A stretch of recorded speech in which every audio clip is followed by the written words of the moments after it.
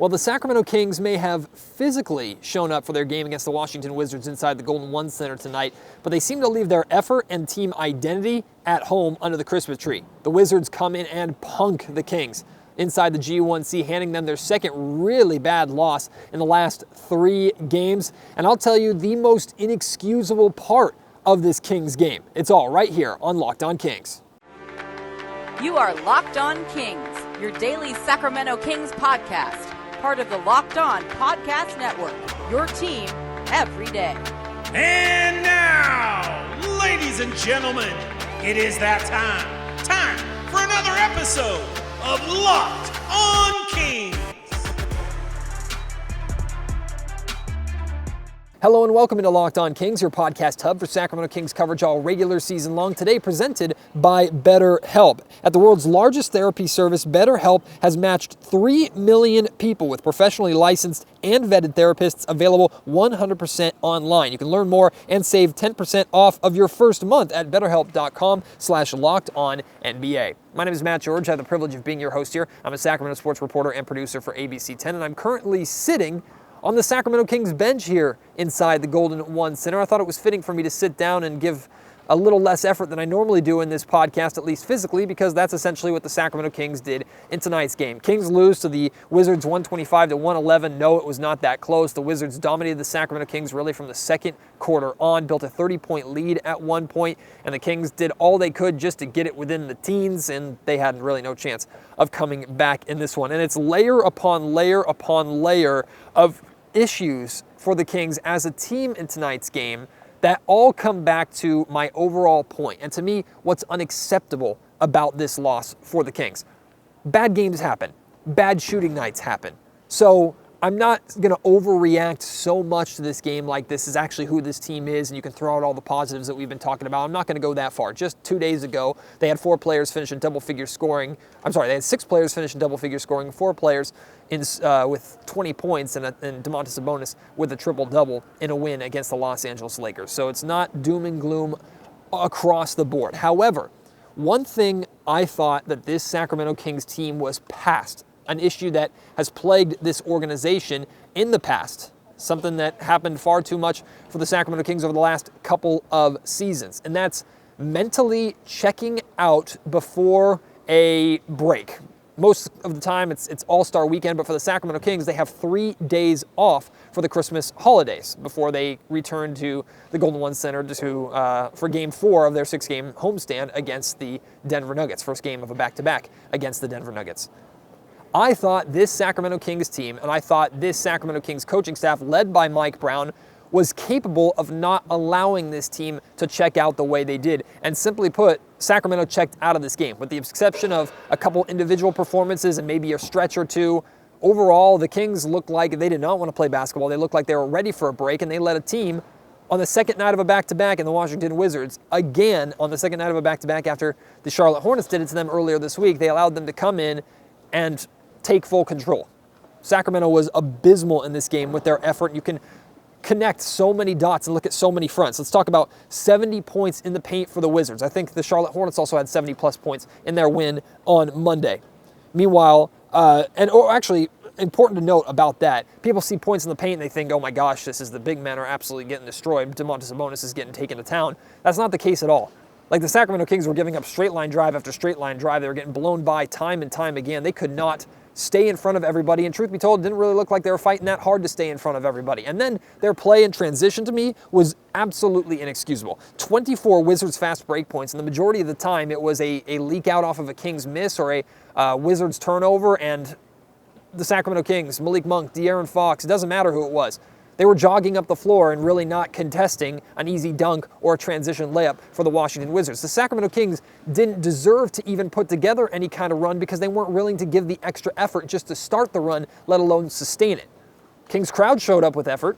I think it was a sellout again tonight or a near sellout. I mean, the crowd popped for free cookies after 2 missed free throws. The crowd popped when the Kings got within 16 points. They were doing their best to try and will this team on. And rightfully so, the Kings crowd booed the Sacramento Kings multiple times, and it's the first time this season I've heard and seen the Sacramento Kings being booed. And you know what? They 100% deserved it because of their lack of effort. And I'm not the only one saying this. You're going to hear some pretty prominent people who are on the Kings who who are saying this in just a second.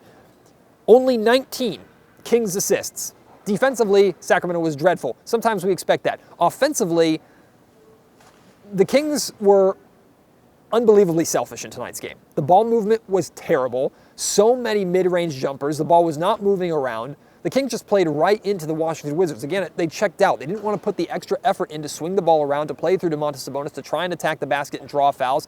They would take a couple steps in and settle for a mid-range jumper. It would rim out, and then they'd get beat down the floor in transition. Like, that cannot happen.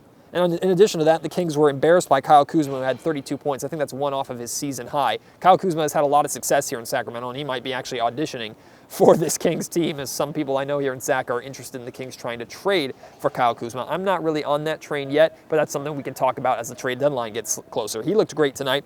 And then Rui Hachimura completely embarrassed the Sacramento Kings off the bench with 21 points.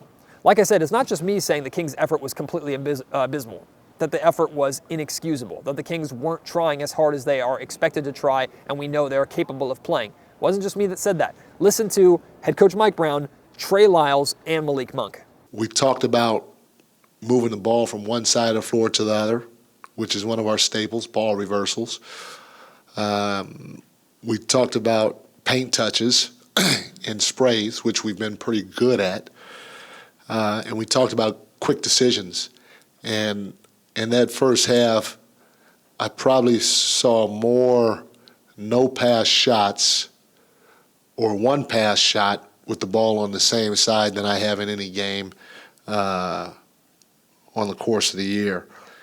But I do not feel we brought the grit and the effort that we needed to bring to win a ball game. We came out lackadaisical. We didn't play any defense tonight. Offensively, we didn't share the ball, and it just showed in the outcome of the game. I don't know if we can point out one thing in particular, but, for us to prevent it from happening, we have to hold each other accountable, and we have to play up to our level. I think we played down to their level tonight. Kudos to them. They came out and played hard. They made shots. They played well as a team. So I think we just got to, come out with a better mindset these next games. They just didn't feel us, man. We let them do whatever they wanted to do. They just ran whatever they wanted to. With no bumps, we didn't bump them at all, didn't hit them at all. They just punked us tonight. I ended with that Malik Monk clip on purpose. Yeah, the Sacramento Kings got straight punked by the Wizards in this game.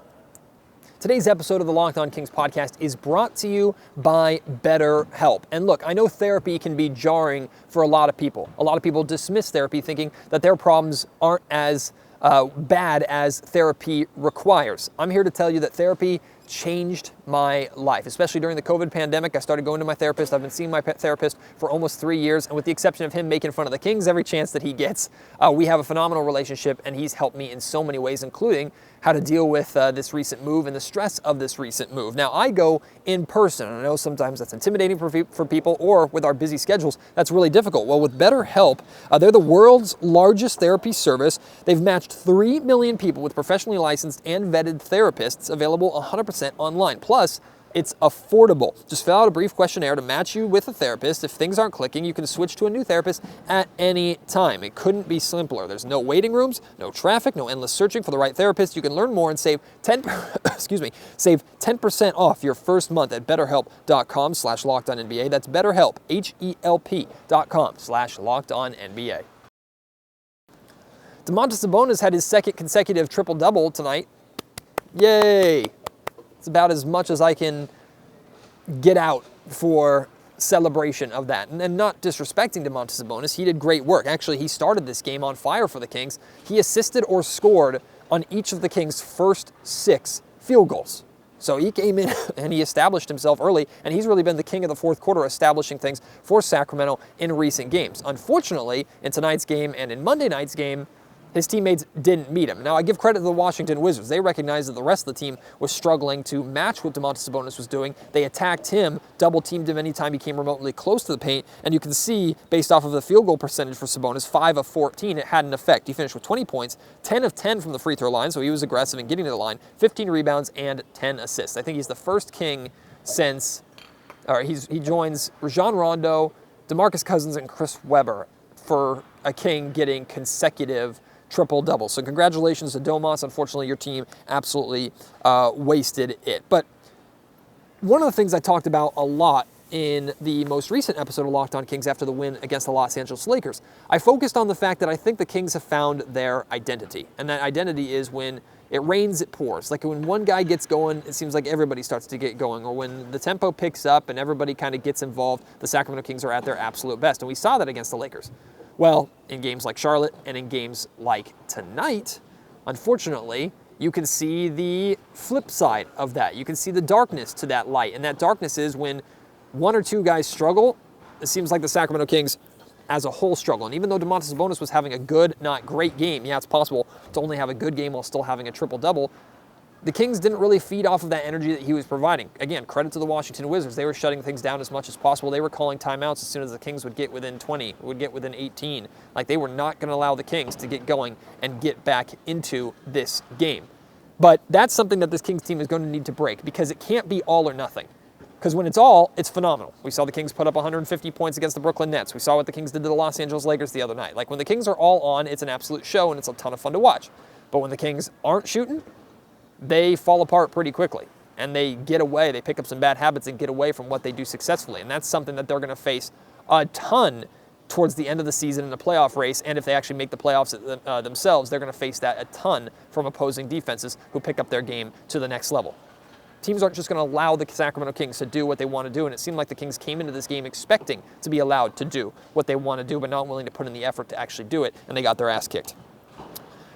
What sucks the most, well, actually not the most, but another thing that sucks about this loss is after the Charlotte Hornets loss on Monday, I said, you know, that's a game that you can just kind of crumple into a ball and throw over your shoulder and throw out, like you can excuse. That's not who the Sacramento Kings team is, and you hope, you just cross your fingers that when we're looking at playoff standings, the Kings don't miss the playoffs by a game or half a game because they dropped a very winnable home game against the Charlotte Hornets on the second night of a back-to-back, and the Hornets had the worst record in the NBA coming into that game. Well, now you can't throw that game out because the Kings did nearly the exact same thing against the Washington Wizards, who also are a team under 500 in the Eastern Conference, who also were on the second night of a back-to-back, and they came in and punked you. They came in and out-hustled you. They came in and outplayed you on your home floor. It's so frustrating that the Kings did their work. They handled their business, busted their ass on that 6-game road trip to come home 3-3, staring at opportunity in the face.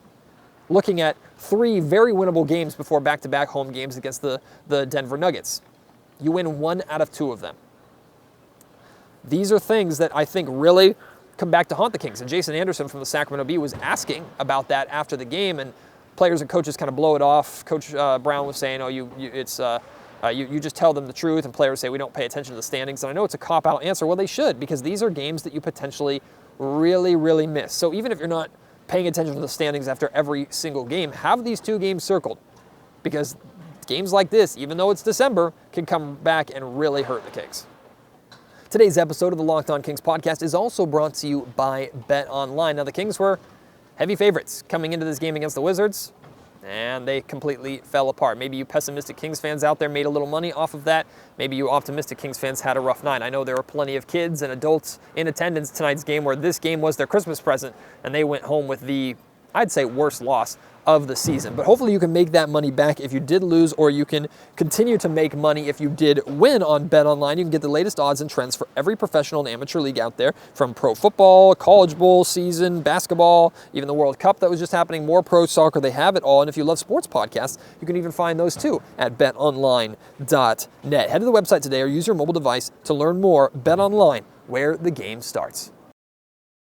The Kings' backup center hole is going from a concern to alarm bells at this point, because Domantas Sabonis in the last 3 games played the fewest minutes that he has played. A lot of that had to do with the blowout, but the Kings got absolutely nothing out of that backup center spot. Neemias Queta, I thought, put in a good shift against the Los Angeles Lakers on Wednesday night, but you have to do it more than 1 out of 3 nights. And Queta played 4 minutes in this game, had 0 points and 1 rebound. Then Rashawn Holmes got some run. Got a really nice ovation from Kings fans in the crowd here. That was cool, except that was the only cool thing that happened to him for the rest of the night. He had 0 points, 1 rebound, and 2 fouls in 6 minutes. You get 10 minutes of absolutely no output or contribution from your backup centers. Like, you got abused. And Mike Brown spoke very openly about the struggles of that backup center spot and how much he is searching to find the right guy. I'm going to keep searching. I'm gonna keep searching. Again, I said this before. Nobody has really held on to that spot, and played at a high level in that spot. And I'm not looking for points or anything. I'm just looking at playing the right way, not fouling, trying to do what you need to do defensively, rebounding, just simple basic things. And if you're able to score and be a vertical threat at the rim, great. But we need to be able to spell Domas without our backup center picking up 2 or 3 fouls in a 6-minute span, without our backup center getting us hurt in pick and roll defense. Our backup center can't have a matchup against another backup to where we have to think about starting to double team them. Those things can't happen at the backup center spot. And then he's got to obviously play hard because the stretch isn't that long. There's no reason or need to float or coast during that time. So I'm gonna keep searching until I can find that. So the Kings have the Denver Nuggets on a back-to-back. You got to find a way to split these games. I never thought the Kings were going to win both of them, although they could surprise us. Hopefully they get refreshed during the holiday and they come back and recognize that the Charlotte game and the Wizards game were flukes and not who they are, and they actually play like it. But the Denver Nuggets, the reigning MVP, the one team that basically can match or do more than what Domantas Sabonis does because of Jokic. It's going to be an interesting game. I'm here for it. I'm excited for both of those games. But this is an opportunity where the Kings could have handled their business and given themselves a little bit of a safety net heading into those 2 games, and now they don't have that net. So now they have to perform on their home floor. We'll see if they're able to do it. I thank you so much for your support of the Locked On Kings podcast. If this is the last podcast you listen to before Christmas, have a very Merry Christmas and a wonderful time with your family. I hope you have a safe holiday, and I can't wait to have you join me on the next episode of Locked On Kings. Until then, my name is Matt George from the Golden One Setter, sitting on the Kings bench, where I did just as much and scored just as much as Rashawn Holmes and Neemias Queta. That was an unnecessary dig. But from the Kings bench, I'm Matt George. Thank you so much for listening to Locked On Kings, part of the Locked On Podcast Network.